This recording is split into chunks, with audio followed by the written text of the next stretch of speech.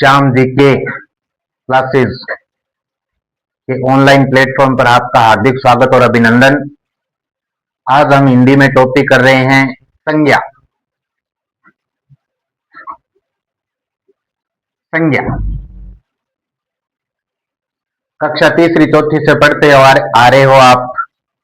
संज्ञा का ऐसा जबरदस्त आसान तरीका ट्रिक के माध्यम से आपको बताऊंगा कि आप संज्ञा का कोई भी प्रश्न गलत नहीं करोगे। संज्ञा बना किससे है? सम प्लस ज्ञा। ज्ञा का मतलब होता है जानना। और इस संसार में कोई भी वस्तु है, व्यक्ति है, पदार्थ है, उसे हम किस रूप में जानते हैं या किस शब्द से जानते हैं? उसके नाम से।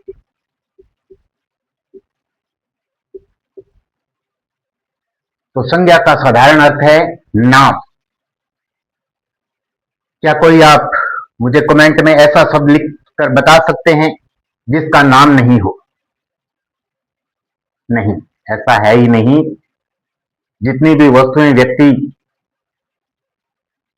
पशु, पक्षी, सभी का कोई ना कोई नाम है। अब बात करते हैं इसके भेद। अब इसमें भी बड़ा उलझन भरा प्रश्न आता है। विद्यार्थी उलझ जाते हैं कि संज्ञा के 3 भेद हैं या 5 भेद है। तो ध्यान रखना, जहां पर आ जाए मूल या मुख्य या प्रमुख भेद, वहां पर इसके भेद कितने हैं? 3। जहां पर यदि सीधा सा प्रश्न आ जाए कि संज्ञा के प्रमुख भेद कितने हैं या संज्ञा के मूल भेदों की संख्या है, तो मूल भेद कह दे, प्रमुख भेद कह दे, मुख्य भेद कह दे या प्रधान कह दे, यानी कि इनसे रिलेटिव कोई भी पर्यायवाची शब्द प्रयोग करते हुए हमें संज्ञा के भेदों की संख्या पूछे तो कितने हैं? 3। और ऐसे पूछ ले कुल भेद कितने हैं, तो कुल भेद हो जाएंगे 5। क्योंकि अब जब हम आगे करेंगे तो व्यक्तिवाचक संज्ञा को फिर जातिवाचक संज्ञा को फिर आगे 2 भागों में बांटा गया है, जिनको अलग से गिनती करें तो संज्ञा के 5 भेद हो जाते हैं। आइए अब भेदों की जानकारी लेते हैं।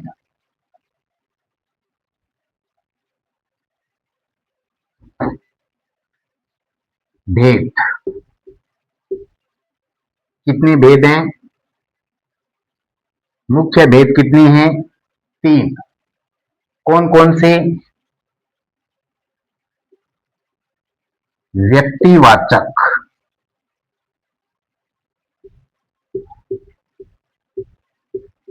जातिवाचक और भाववाचक।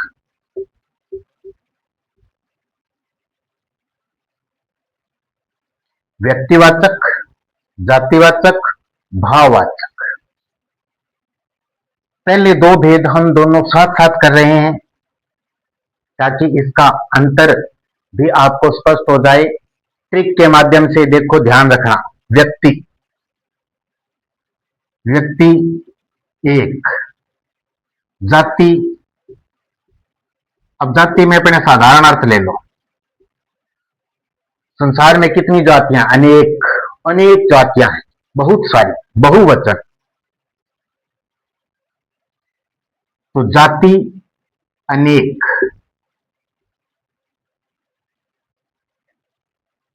यदि किसी एक व्यक्ति का नाम आ रहा है,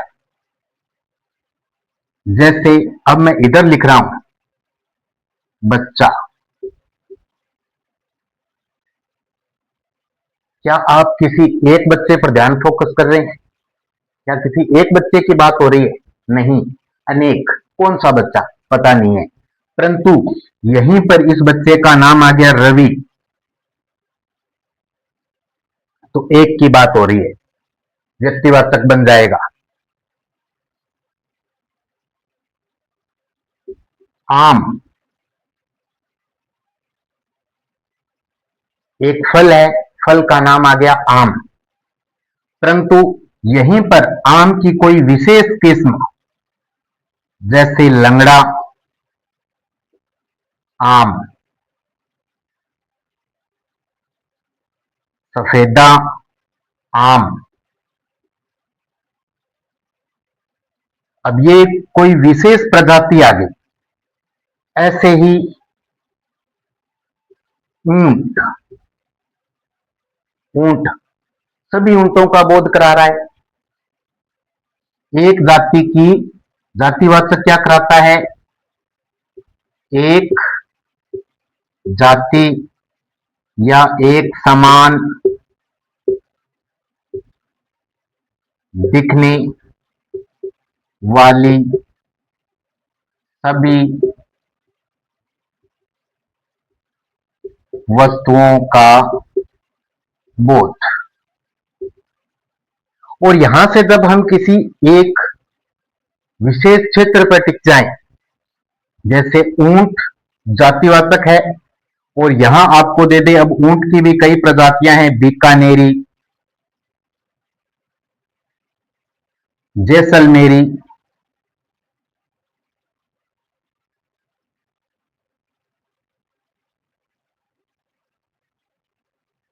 नाचना,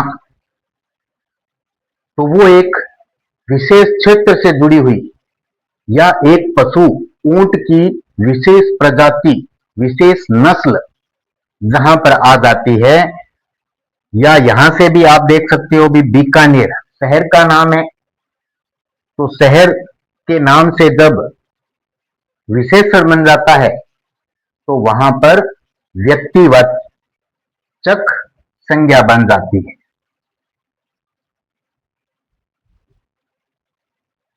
ऐसे ही और उदाहरण देखिए,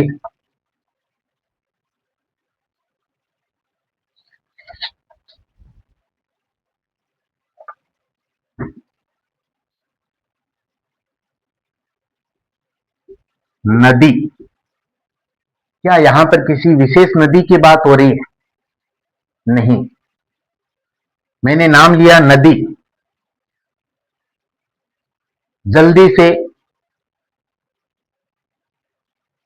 आपके दिमाग में आएगा भी कौन सी नदी? किसी विशेष नदी पर हम अपना ध्यान केंद्रित नहीं कर पा रहे हैं, परंतु मैंने नाम ले दिया, गंगा, यमुना, सरस्वती, काली सिंध, चंबल, तो ये विशेष नदी का बोध करवा रहा है, कोई एक ही नदी का बोध करवा रहा है।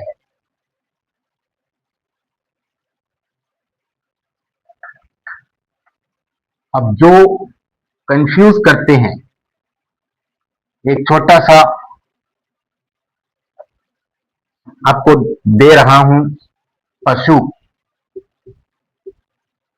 जल्दी से कमेंट में बताइए कौन सी संज्ञा है? पशु।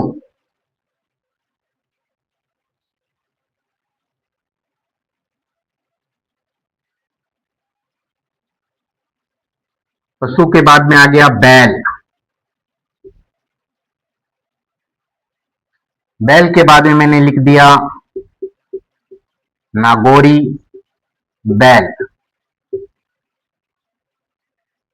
तीनों की संज्ञा जल्दी से कमेंट बॉक्स में बताइए। 5 सेकंड का समय है आपके पास। 5, 4, 3, 2, 1, 0। आइए अब जानते हैं। पशु सभी प्रकार के पशुओं का बोध करा रहा है। बैल में सभी बैल आ जाते हैं, तो ये संज्ञा का कौन सा भेद है? जातिवाचक। परंतु नागौरी बैल, ये क्या आ गई? बैल की विशेष प्रजाति या क्षेत्र विशेष की जाति या बैल की एक विशेष नस्ल। तो जहां पर अब ऐसे ही प्रश्न आते हैं कंफ्यूज करने वाले। हमें पता होता है कि हाँ, पशु जातिवाचक है, बैल जातिवाचक है, नागौरी बैल किस में आएगा, बच्चे कंफ्यूज हो जाते हैं। तो नागौरी बैल जहां पर किसी विशेष प्रजाति की विशेष किस्म का विशेष नस्ल का नाम लिया जा रहा हो तो वह व्यक्तिवाचक में चली जाती है। तो यहां पर नागौरी बैल जो है वो कौन सी संज्ञा होगी, व्यक्तिवाचक। समझ में आ रहा है? ठीक है, आगे चलते हैं। बस इसमें यही ध्यान रखना है, कोई ज्यादा इतनी आपकी मेहनत प्रैक्टिस समझ में आपको अच्छा सा आएगा, ना समझ में आए आप कमेंट के जरिए अपने संशय पूछ सकते हैं, उनको दूर कर सकते हैं। अब तीसरी संज्ञा आ गई भाववाचक। पहले हम मुख्य भेद कर रहे हैं भाववाचक। भाव जैसे बुढ़ापा, बचपन, मिठास, कड़वाहट। क्या आपने कभी बुढ़ापा देखा है?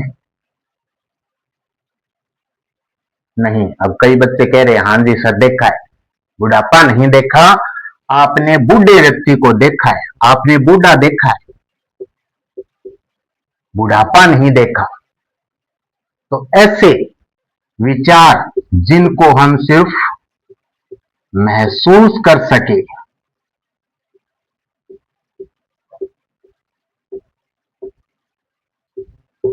देख या छू न सके, ऐसे जो शब्द होंगे जिनको हम सिर्फ महसूस कर सकते हैं। अब बचपन किससे बना है? बच्चा से। आपने बच्चा देखा है ना कि बचपन, बच्चा देख सकते हो आप।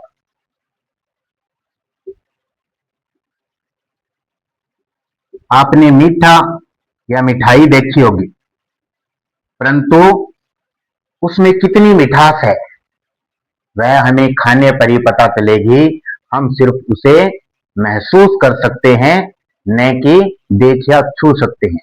तो ऐसे शब्द जिनको सिर्फ हम यानी कि मनुष्य के आंतरिक भाव, ममत्व, ईर्ष्या, जिनको सिर्फ हम महसूस कर सके, देख या छू न सके, वो किस में आते हैं? भाववाचक संज्ञा में आते हैं। स्क्रीनशॉट ले लीजिए, फिर आगे चलते हैं।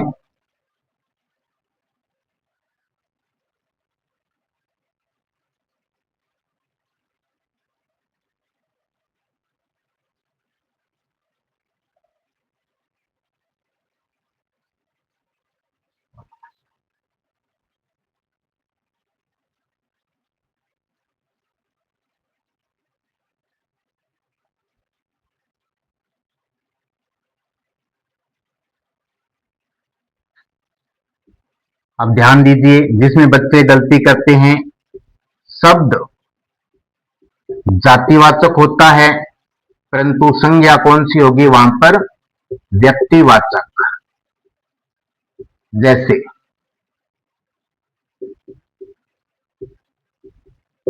गांधी को भारत का राष्ट्रपिता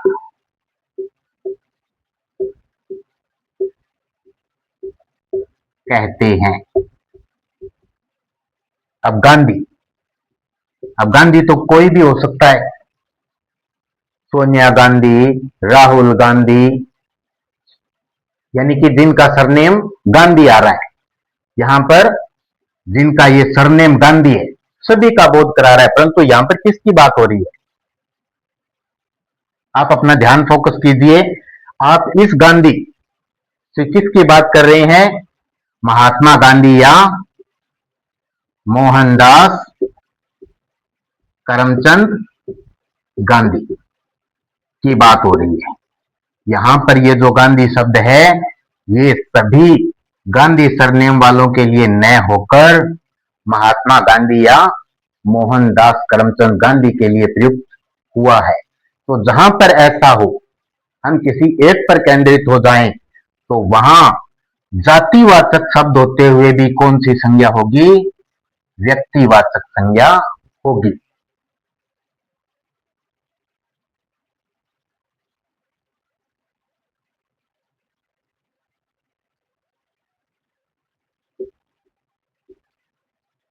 नेहरू जी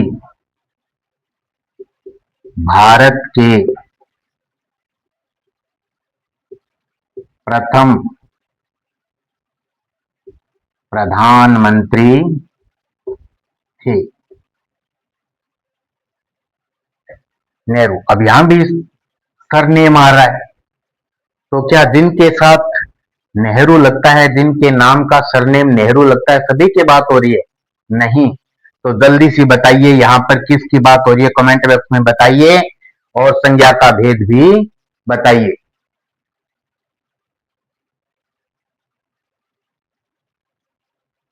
हम्म, ठीक है। यहां पर किसकी बात हो रही है, पंडित जवाहरलाल नेहरू की बात हो रही है। यानी कि यहां पर सरनेम, सरनेम जो है वो जातिवाचक संज्ञा का उदाहरण है, परंतु सरनेम से यदि किसी विशेष व्यक्ति का ही बोध हो रहा हो तो वहां पर वह शब्द जातिवाचक होते हुए भी व्यक्तिवाचक संज्ञा होता है। स्क्रीनशॉट ले लीजिए, फिर आगे चलते हैं।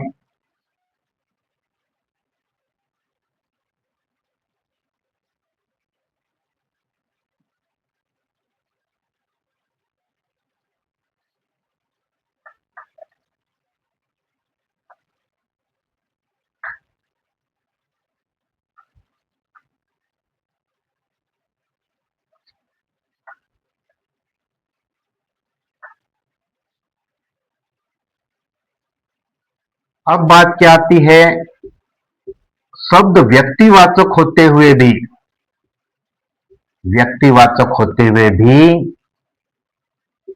जातिवाचक संज्ञा का उदाहरण होता है। शब्द व्यक्तिवाचक होगा, परंतु वाक्य के अनुसार जब हम उसका भेद जानेंगे तो वह जाति व्यक्तिवाचक से जातिवाचक संज्ञा का बोध करवाता है। जैसे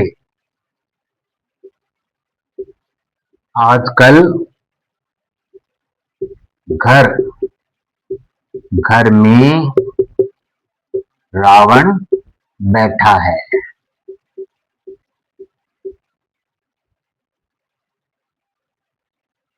रावण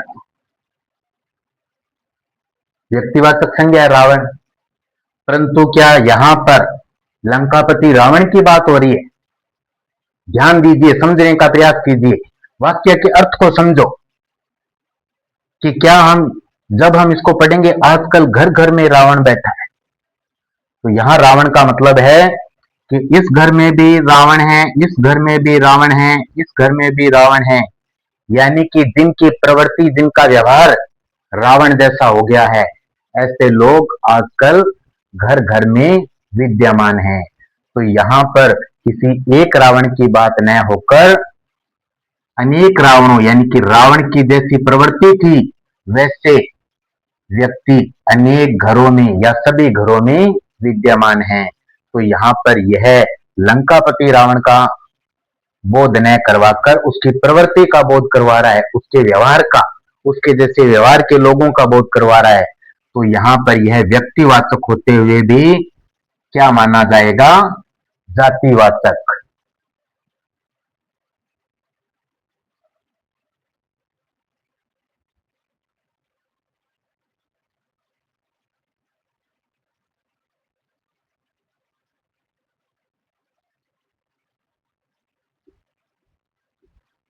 रवि ने कहा,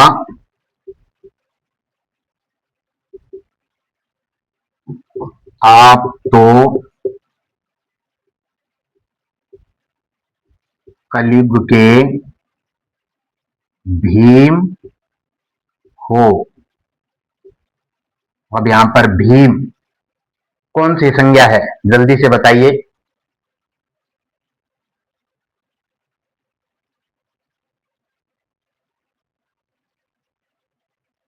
जैसा कि हम ऊपर कर रहे हैं, रवि ने कहा, यहां पर रवि रवि की बात हो रही है, जो कह रहा है व्यक्तिवाचक है। आप तो कलयुग के भीम हो। अब कलयुग के भीम, कलयुग में तो भीम है ही नहीं, तो कलयुग का भीम कहने से मतलब भीम की तरह बलशाली। इस व्यक्ति को क्या कहा गया है? भीम की तरह बलशाली या शारीरिक दृष्टि से हृष्ट पुष्ट कहा गया है, शक्तिशाली कहा गया है। तो यानी कि यहाँ पर इसके जो लक्षण हैं, यहाँ जिस रवि जिस व्यक्ति की बात कर रहा है, उसके लक्षण जो है वो भीम के जैसे हैं, न कि यहाँ पर भीम की बात हो रही है। तो यहाँ भी भीम शब्द जो है वो जातिवाचक संज्ञा कहलाएगा। स्क्रीनशॉट लीजिए, फिर आगे चलते हैं।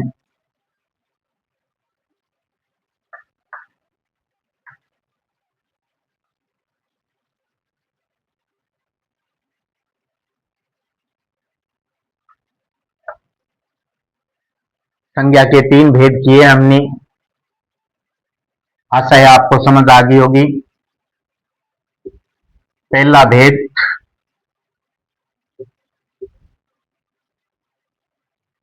व्यक्तिवाचक,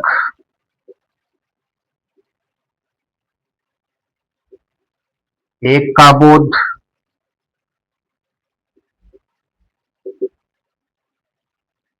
जातिवाचक, अनेक का बोध।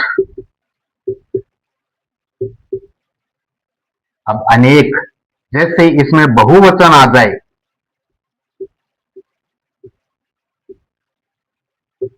जैसे हरिश्चंद्रों, रावणों,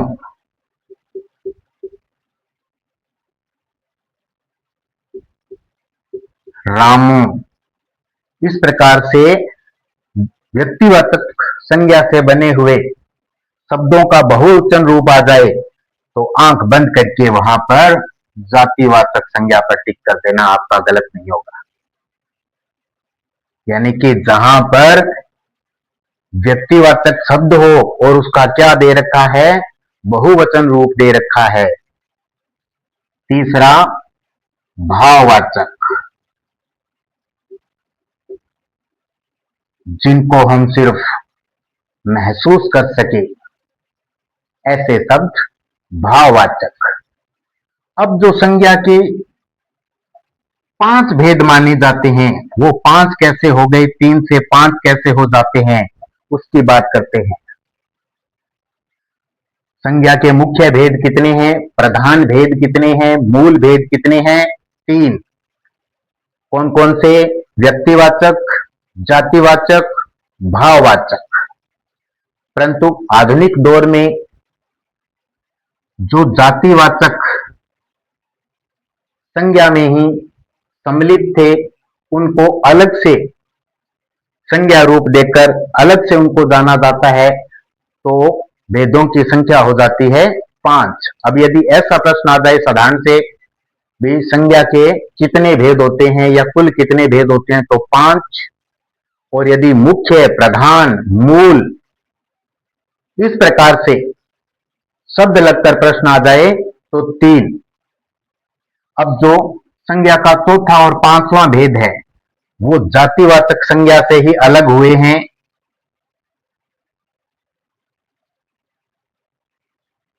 द्रव्यवाचक।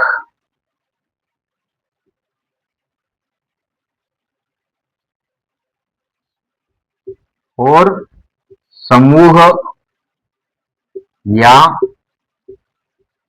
समुदाय वाचक।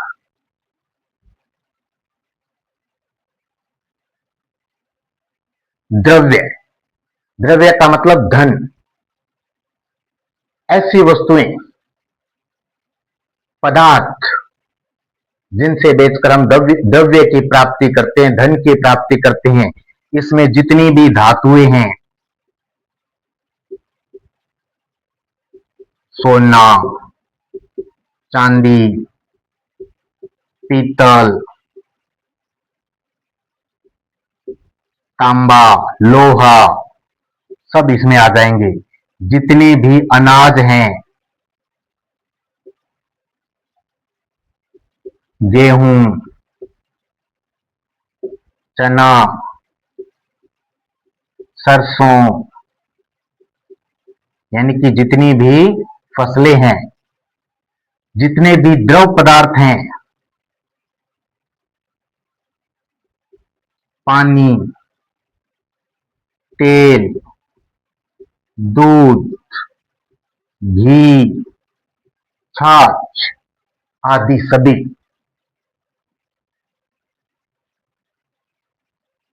लकड़ी से बने जितने भी पदार्थ हैं, लकड़ी आना चाहिए, लकड़ी,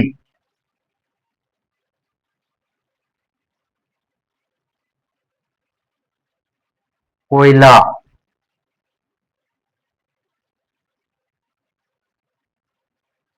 स्क्रीनशॉट ले लीजिए, फिर आगे चलते हैं।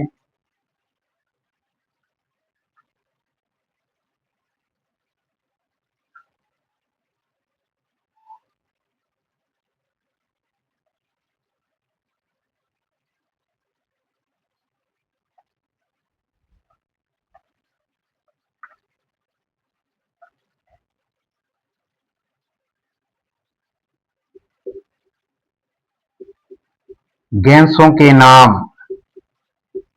ऑक्सीजन, नाइट्रोजन, कार्बन डाइऑक्साइड, जितनी भी गैसों के नाम हैं, वो सभी इसके अंतर्गत आते हैं। अब बात करते हैं समूह या समुदाय, मतलब ग्रुप। अब कुछ शब्द ऐसे होते हैं जो एक शब्द दिखते हुए भी हमें अकेला नहीं होता, जैसे सेना।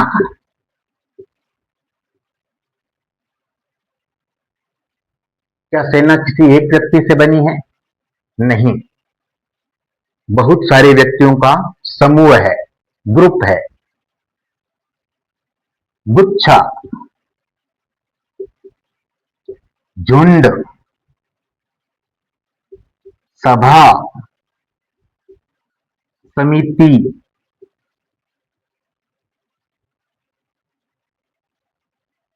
कक्षा, दल, यानी कि ऐसे शब्द जो देखने में तो एक लग रहे हैं, परंतु उनमें कोई एक वस्तु, एक पदार्थ या एक व्यक्ति नहीं होता। यह शब्द हमें एक समूह का बोध कराता है। तो ऐसे शब्द जो समूह का बोध करा रहे हैं, अब जैसे कक्षा बोल दिया, कक्षा 7 बाहर आए, तो क्या कक्षा 7वीं में से एक ही बच्चा बाहर आएगा या पूरी की पूरी कक्षा बाहर आएगी? बिल्कुल सही, पूरी कक्षा बाहर आएगी। या पूरी कक्षा को खड़े होने के लिए कहा तो पूरी कक्षा खड़ी होगी। तो जहां पर शब्द दिखने में छोटा दिखे, एक दिखे, परंतु यह एक न होकर किसी पूरे ग्रुप का, समुदाय का, समूह का बोध करा रहा है, तो वहां पर समूह है या समुदायवाचक संज्ञा होती है। स्क्रीनशॉट ले लीजिए, फिर आगे चलते हैं। ऐसे ही और भी बहुत से उदाहरण है इसमें।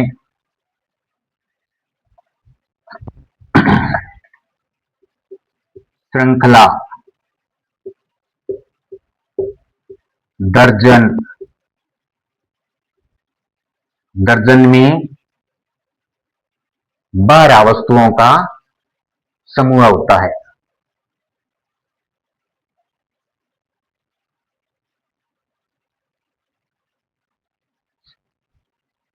भीड़,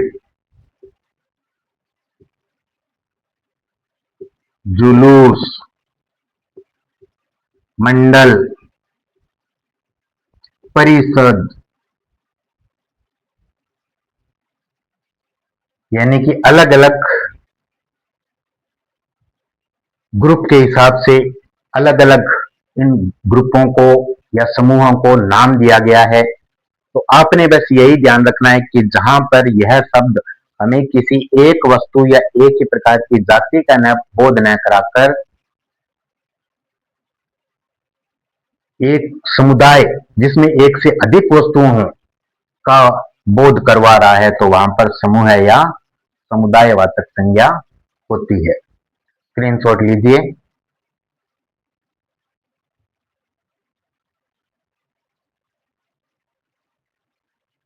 हाँ तो साथियों, आशा है आपको क्लास समझ में आई होगी। तो कुछ शब्द दिए हैं जो कई बार परीक्षाओं में पूछे गए हैं। सभी संज्ञाओं के मिश्रित उदाहरण है। आपको कितना समझ में आया ये निर्भर करेगा आपकी प्रैक्टिस पर,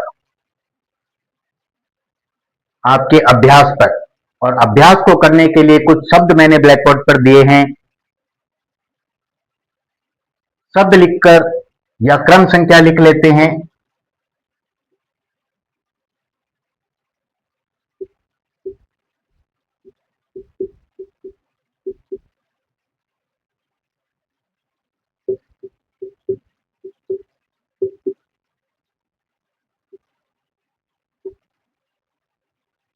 क्रम संख्या लिखकर, क्रम लिखकर आपने संज्ञा का भेद लिखना है। शब्द को देखना है, उसका क्रम देखना है और संज्ञा का भेद कमेंट बॉक्स में लिखना है।